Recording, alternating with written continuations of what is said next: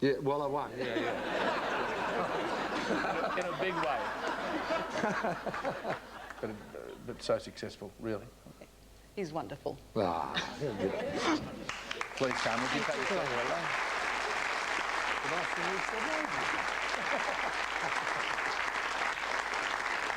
John, you're 21. It's now 1970. By day, you're a bank clerk. By night, a rock singer.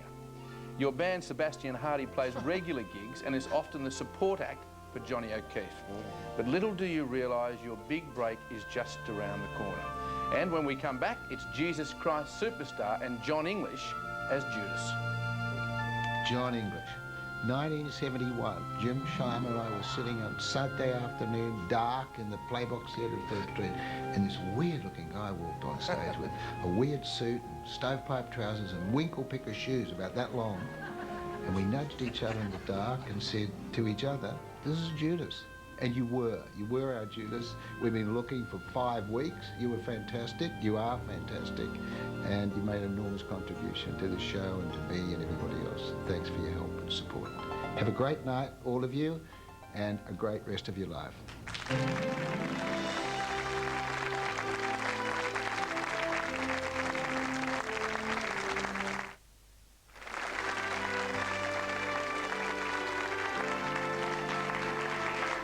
Welcome back as we salute Australian Entertainment's Mr. Jon English.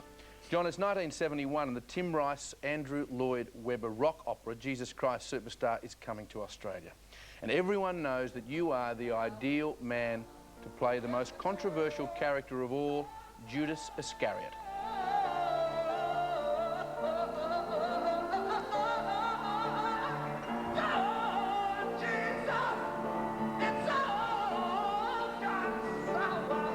And in the beginning, you faced bomb threats and angry protests from those offended by the religious rock opera. And every performance, you spent a grueling 2.5 hours on stage. It includes being suspended 80 feet in the air and having to belt out some of the most demanding songs of the show.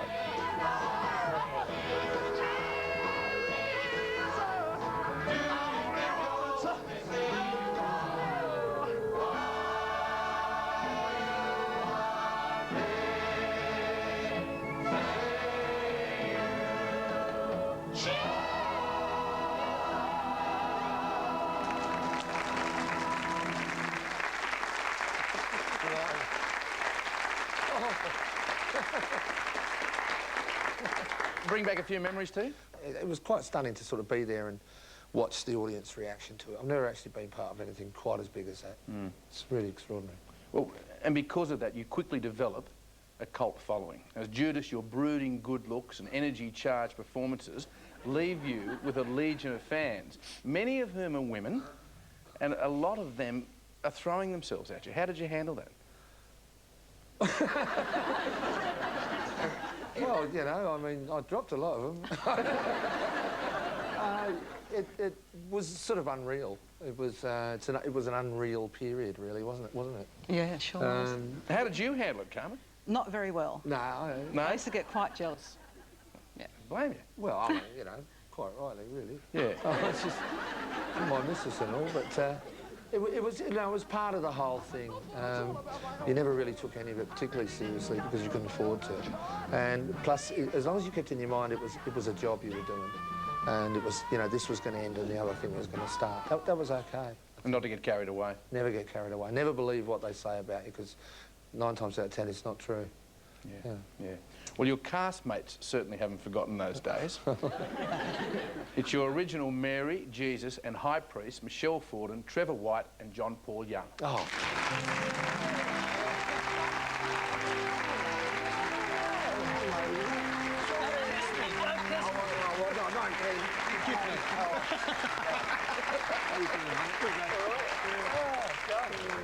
Now, Michelle, did you ever expect Jesus Christ Superstar to be quite as controversial as it was? No. We were all, like you said, we're caught up in the rock thing and the music, and we didn't realise, I mean, when we had, I think it was on opening night, we had a bomb scare, we had sniffer dogs going around the theatre, and we had Molotov cocktails thrown at us and from the stage. That's right, yeah. Yeah. I used to drink him. All the protesters posters out the front, you know, with the placards and... And you had to run out the back too, didn't you? Yeah, we had no backstage area because the dodecahedron was so big, it took up the whole area. So you could either go way down these stairs and under the cellar, where they used to keep the elephants, and up the other side, or you could go out the stage door right, run down Hay Street pavement in your costume, you know, and run into the next stage door, you see. And there'd be all the fans waiting out there. And there was that 7 o'clock opener, remember, on the corner? Right, yes. And they used to shut at 7 o'clock, we'd be out at 8, and they'd all be staggering out going, ah! There's these priests on stilts.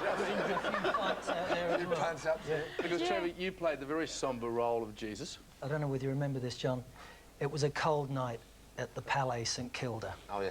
And the opening scene of Act 2 was the Last Supper. The supper table would come down, the apostles were all in place, and they would sing a very reflective song, during which time I would walk downstage to the table, ready to symbolically break bread with my apostles. Unfortunately, somebody broke wind instead. There was this explosion of air that resounded around the theatre. The audience broke up. So did the apostles. It wasn't me, by the way. I wasn't the one. I had to sing, just a minute, I had to sing for the next 2 minutes with him going... and the rest of them all covered up with these blankets. And I think someone said, God, who was that in the audience that did that after the show, you know? But I think after 20-odd years, John, it's time to own up. That was probably him. I was in the wings. Well, Jesus Christ Superstar was your first big break, wasn't it? Yes, it was the start of stardom for me. One night in Damn for All Time, when you were supposed to get angry with my character, and you got a bit too angry and whipped my hat off. I had this big hat on, and it came straight off my head and hit the deck. And I'm trying to look cool. I got all this long hair that's been tucked up under a hairnet. I look like Ina Sharples. Coronation Street. How demoralising. Yeah, I know. There's nothing you can do, mate. Nothing you can do. Thank you all for joining us. Really appreciate it. Kiss you, mate.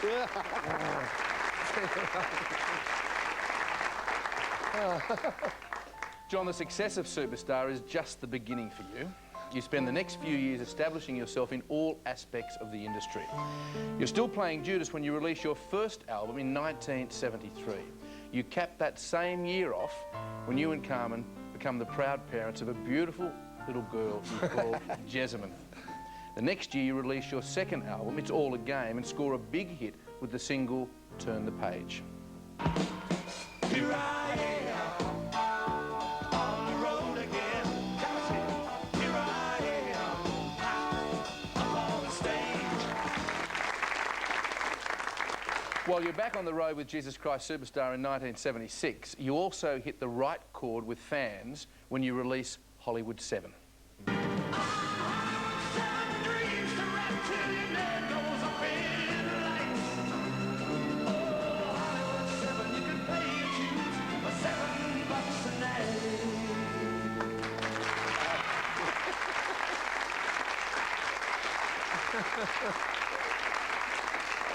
And of course, the hits just keep coming with the release in 1978 of your smash hit, Words Are Not Enough. The words are not enough to show the way I feel about you. For the times of my dear girl, I know that I will always want you.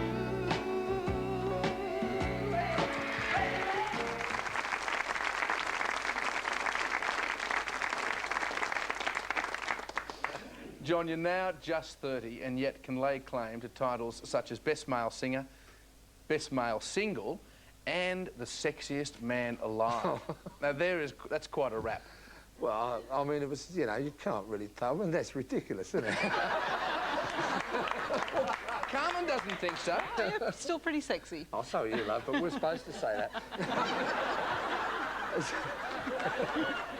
You then swap your rock star image for convict Jonathan Garrett when you play the lead role in the drama Against the Wind. The love that we share, if I were fortune, I'd bring you 6 diamonds and 6 blood red roses for my love to wear.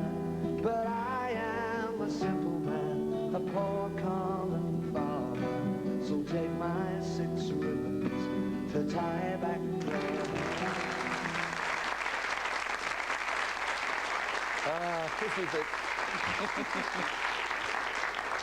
Now, your leading lady is Irish actor Mary Larkin, who sends this message from England. Joking, that's great. John, I have to say I'm really pleased they're doing this for you. I also have to say that Against the Wind was the hardest working, hardest drinking experience I've ever had in my life, and I thoroughly enjoyed every minute of it. We had a good time, didn't we? Anyhow, have a great evening. All our best to all the family, and hope we see you soon, mate. Right, Betty. Change it all.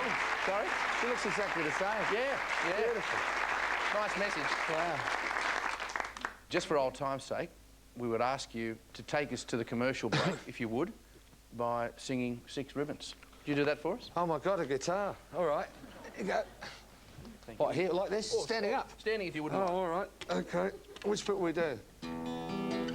If I were a minstrel, I'd sing you 6 love songs to tell the whole world of the love that we share. So be not afraid, my love, you're never alone, love, while you wear my ribbons, tying back your hair.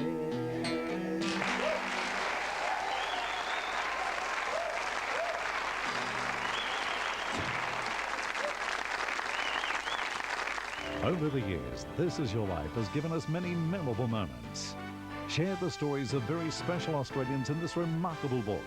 Phone this number for your copy of This Is Your Life, True Stories of Great Australians.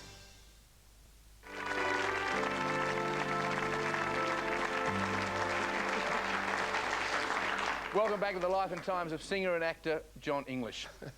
John, you always have had that ability to laugh at your own expense. And we've seen you do it time and time again. Look, we're looking for a host for this TV charity special. Muso, some TV experience? Drug-free. That narrows the field.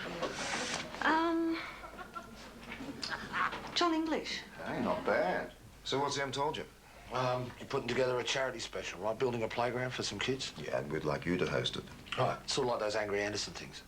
Yeah, well, I guess in a way the lines intersect somewhere, but, you know, whatever.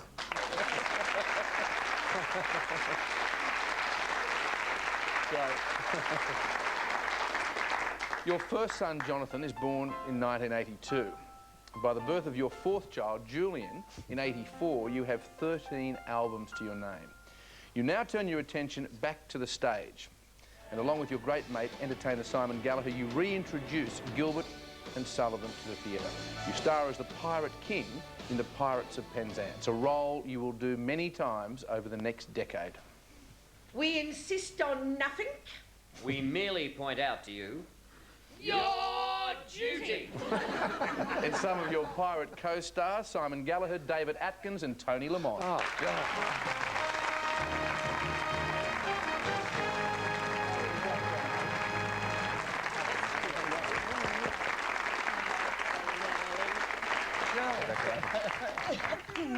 Now, Simon, you and John have collaborated on... I'm not worthy.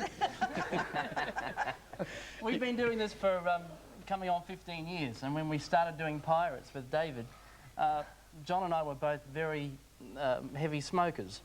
And it seemed to be the longer that we did the show over the years and years, the heavier we smoked. We finally came up with this pact that we would stop and we would quit. And then one day I walk in and, you know, it's driving me bananas. And I walk in and there's John with a cigarette in his mouth. And I said, hey, you've got a smoke in your mouth, what are you doing?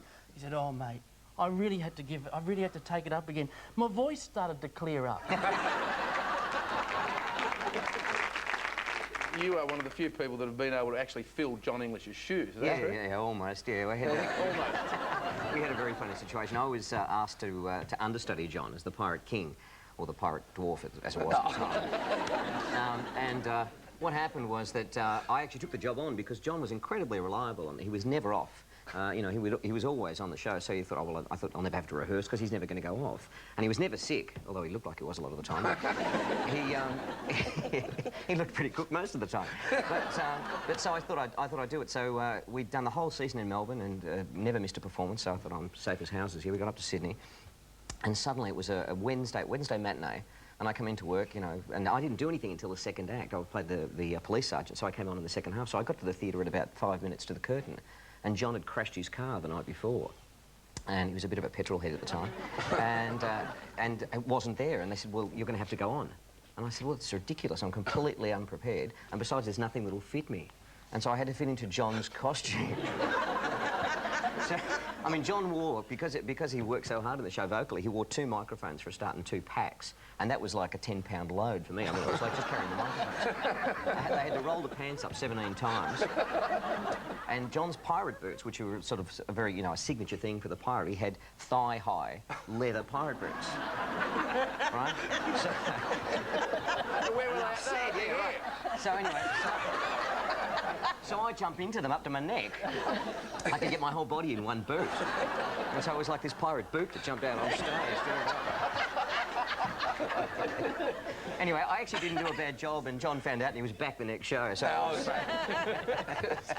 And Tony, at one stage, you and John actually made Gilbert and Sullivan your very own, didn't you? Well, I don't know who forgot a line, but we started to ad-lib, and instead of getting into trouble from the producer, Simon, he said, no, keep it in, it got laughs. Well, we didn't need to be told a second time.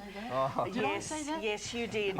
And there ensued for the next few months a segment that we really looked forward to. It was like verbal ping pong, and it was such a joy, and I hadn't had anything like this happen since I'd worked with Tommy Trinder, and I think he bears a resemblance to Tommy, and he's as quick-witted. Tommy's dead, isn't he? Not, when he was alive. Oh, right, when he was, but he's as quick-witted as I could. One night I said, sushi, and off he went in a routine about sushi. And when that curtain came down, God, I miss you. Oh, I miss you too, mate. That's right, we should do it again. Yes. Thanks, Tony. Thanks very much. Thank you, mate. Good on you, mate. No, you can't. Good to see you, mate.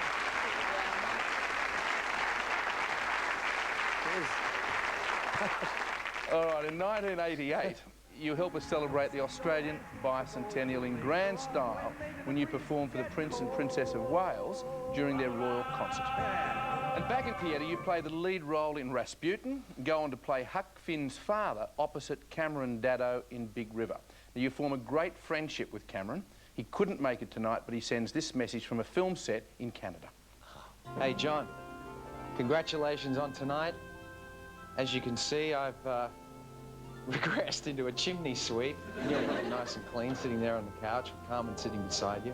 Thank you so much for your support and your friendship over the years. I remember walking into the #1 dressing room at the Majesty's Theatre in Sydney, and you climbing up onto a couch and seeing a piece of cardboard up over the air vent and ripping it down and turning around to me and saying, bloody opera singers.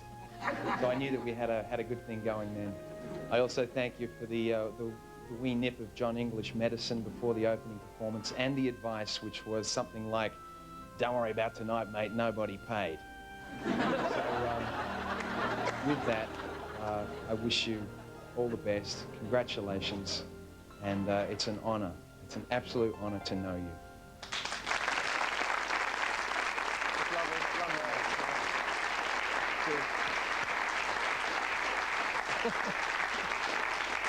John, your 41st year marks 2 major turning points in your life. First, you become a naturalised Australian.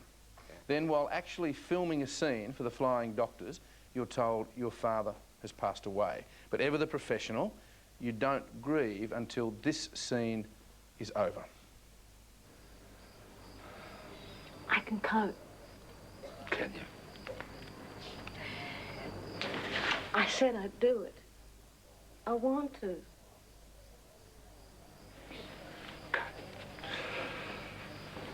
I'll be downstairs warming you up. 9 o'clock.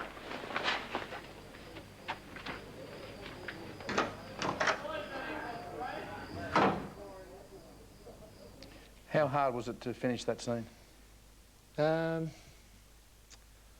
I didn't want to make a fuss, and nobody knew, nobody really knew, so I just thought I'd get on with it and then go off. But the phone had rung, I suppose about 5 minutes before, and I remember Albie, I think the wardrobe guy, was the only one that knew something was wrong. He got me a schooner glass of scotch and said, "Here, drink this." So I wandered onto the set, and there was lots of, "This is a dry set, Mr. English," and I went, "Yeah, right." So I drank it and said, "There you go." We did the scene. It was one take, because there's some good people. The director was terrific, and I just didn't want to make a fuss, because that's basically what he was about. So just did it. Someone else who shared that moment with you was your Flying Doctor's co-star at the time, Tina Bursell. Ah.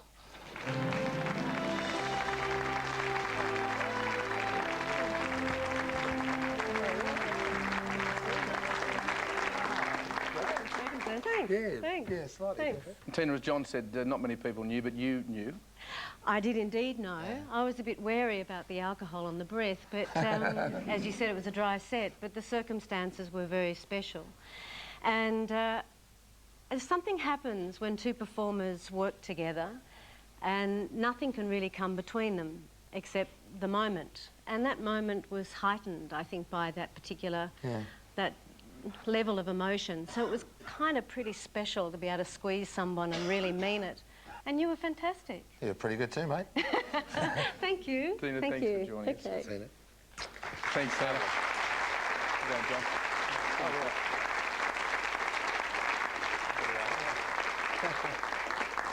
John, some of your fondest memories of your father are stories of Greek mythology which he tells you as a child. You never forget them, and along with producer David Mackay, spend the past decade creating a musical based on the Trojan Wars called Paris. And while the soundtrack sells like hotcakes and even earns you an ARIA award, it's not yet made it to the stage. Why is that? Oh, lots of reasons, really. It just wasn't, it's too big for this and too big for that. We talked to Simon nicely, something might happen, you know. But you'd like to get it to stage? I'd love to, yeah. But want it done properly, you mean? That's the thing, yeah. It's always been close, but it's not been close enough, and something's fallen over here and it's not something you want to rush, because as soon as it gets on stage, if it fails when it's been on stage, it's failed. But at the moment, it's just a really fine album, which everyone's enjoyed, and until we'll do that album justice, I don't really want to see it done. Well, the man who has shared that dream with you all these years, David Mackay, sends you this message from England. Hi, John. You know, we never did work out why a bright-eyed Aussie boy like I should end up in Britain and a black-eyed pom like you should end up in sunny Australia. I guess we're the odd couple when it comes to writing as well, because we can't exactly pop next door and write a tune. We have to fly all over the world. But we did write Paris, and we had a wonderful time doing it. We've both believed in it all the way, and we won't give up until we see it on stage. I believe in the next 12 months our dream will be realised, and we'll have that opening night, and we'll be there to celebrate together. Till then, Brenda, Sarah and Brett join me in sending our love to you, Carmen, and all the children and your grandson. Have a great night.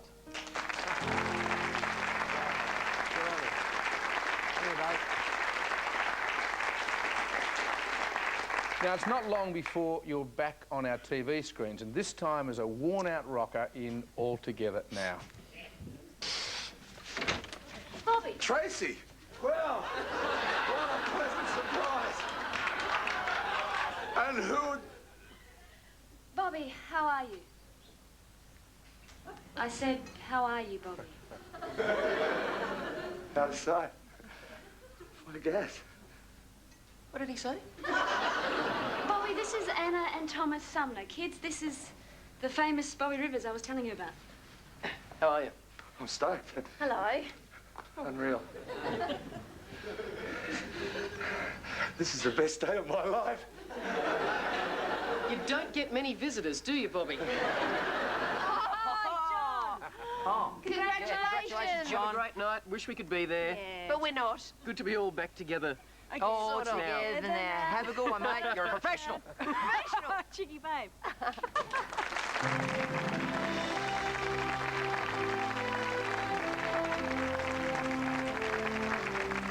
Friday, the Great Aussie Barbie Road Test. Which one?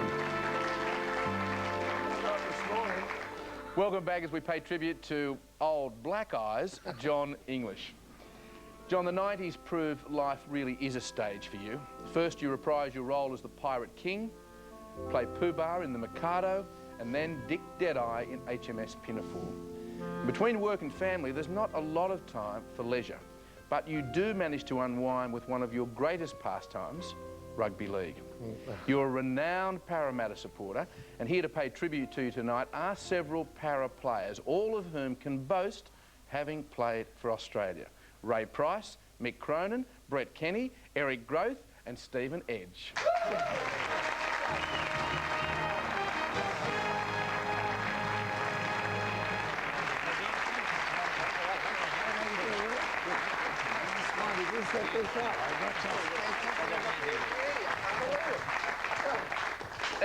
Brett, if I could just ask you, do you think sports mad John missed his calling? Should he have played for Parramatta?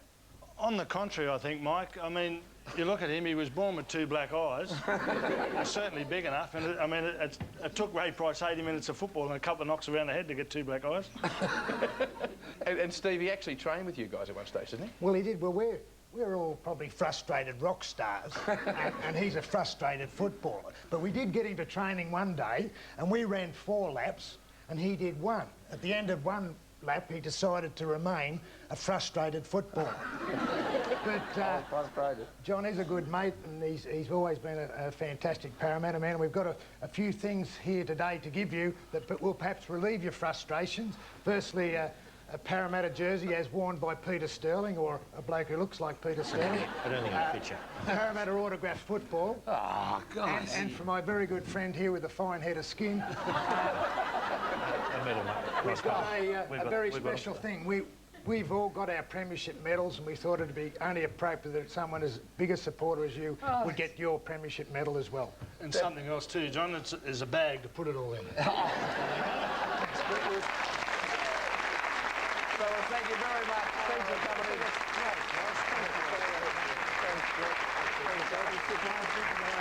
That's great. I see you after. It's like going to the Easter show, isn't it?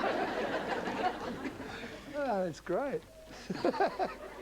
John, your great loves are your 4 children. And the fact you become a grandfather for the first time to baby Jawo in 1997. He joins us now along with the rest of the English clan.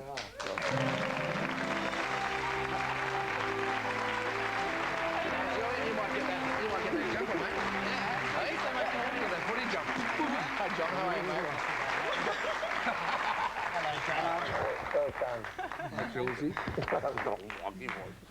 Okay, now we've got John, Jessamine, Jawo, Josephine, John II, and Julian. Right? Yeah. What is it about Jays? Well, I go on a bit, but there's also Jeremy, Jill, and Janet. And Janet's got 2 boys, Jacob and Jasper. Jeremy's got 2 boys, Joel and Jordan, and a daughter called Rebecca. We haven't forgotten you, Beck. And it just seems to be a run in the family thing. Jasmine, what's it like growing up with your dad as Jon English? I used to be pretty shy about it in high school, and I used to actually lie and say that he was really a bricklayer with the same name. But I'm really proud of him. He's the wittiest man I know. and Joe, what's he like as a granddad? He's not real good at the moment, Jimmy. I'm sorry. But most of the time? He's loving and supportive, and was just so happy when he found out I was pregnant. Keep still, you little bastard. Hey! And when I became engaged, in fact, he was quite disappointed that that was the big announcement, and it wasn't that I was pregnant, so... So he didn't care about whether you got married or not, he just wanted to have a grandchild. I wanted one of these, they're great. Sometimes. So he's happy now, I think. He sure is. He's forgotten us altogether. We're not even here. And John, you don't only just share your dad's name, do you? You share a love of music as well. Well, yeah, when I was about 12 or 13, I think out of boredom, I took up guitar, so... And just earlier this year and last year, I started touring with Dad, playing bass and guitar in a couple of songs, and even doing an elaborate death scene for you in the play. It's lots of fun. Yeah, he's a great dad, and he's very good to go on tour. Yeah? I think he's You'd like to good, do it mate. again? Oh, definitely. Yeah. Got to do it again. And Julian, obviously another Para supporter. Yeah. How would you describe your Oh, dad? he's a legend, mate. He's a beast. Yeah, we share some of the same interests, you know, footy, wrestling, computers. When I was younger, he was a bit of a loony. He used to chase me around on the ride-on lawnmower. And he let me go on as a pirate in Pirates of Penzance twice. I'll say Simon. Yeah. Uncle Simon there you go. Simon too. And when he retires, I wanted to become a wrestler so he can be the governor of Minnesota. Is that right? He is a legend. Yeah. Thanks very much for coming on, guys. Thanks, guys.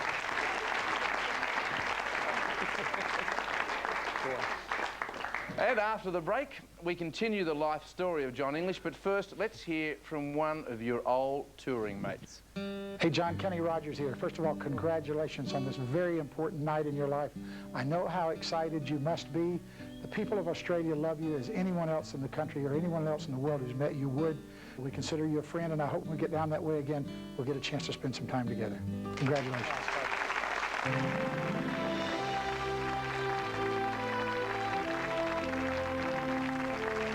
English. Jon, you're a born workaholic. Now, your heavy workload means that you have little time to maintain long-term friendships. But we've managed to find someone that you haven't seen for well over 20 years. And when you were back in school, you shared everything except a girl. Oh, and it's the same gentleman that you tossed that coin with for Carmen's affection. Your old mate from high school, Lonnie Seminetz. Good.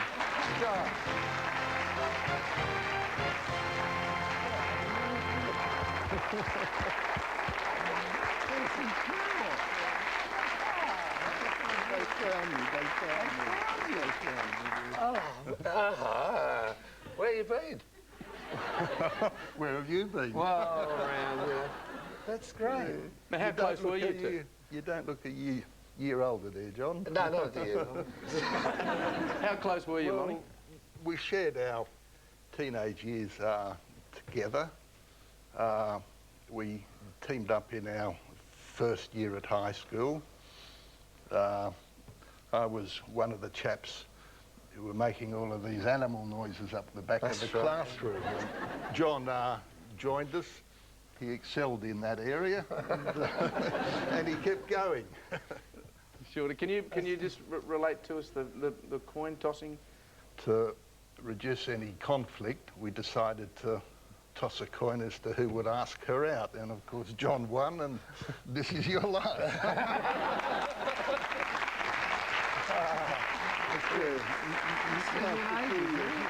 Here we go, ready? Hey, look where he landed. He won again. Lonnie, thank you very much for joining us, mate. Much appreciated. Lovely to see you, Lon. We'll talk after. That's great. He's a good player too. Good footy player. Gave me 26. That's incredible. Jon, you are one of the few people who can say that they have never been out of work in the entertainment industry. Right from your first days in the band to today, 35 years later. And your boundless energy, talent and enthusiasm are exactly what make you such a special Australian. Now, the only way to finish a show on Jon English is with a song. And we'd be very grateful if you would join the band behind you and please sing Superstar.